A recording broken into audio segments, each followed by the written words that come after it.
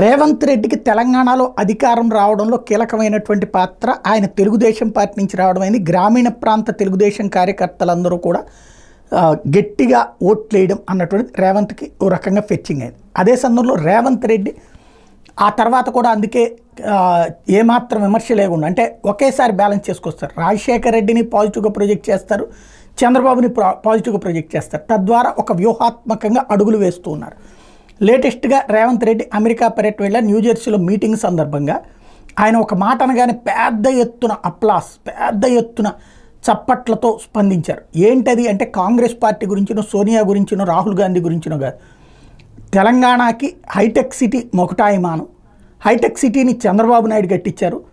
ఆయన కట్టించడం వల్ల ఈ రోజున మనం సాధించాము అని చెప్పేటప్పటికి ఒక్కసారిగా పెద్ద ఎత్తున చప్పట్లతో మారుమోగిపోయింది పరిస్థితి. దాన్ని బట్టి అర్థం చేసుకోవచ్చు చంద్రబాబుకి విదేశాల్లో ఏ స్థాయి ఉందో, రేవంత్కి విదేశాల్లో ఏ స్థాయిలో ఎన్ఆర్ఐల నుంచి సపోర్టు ఎందుకు వచ్చింది అంటే తెలుగుదేశం ఎన్ఆర్ఐలు అందరూ కూడా రేవంత్కి మద్దతు పలికారనడానికి సజీవ సాక్ష్యమైంది.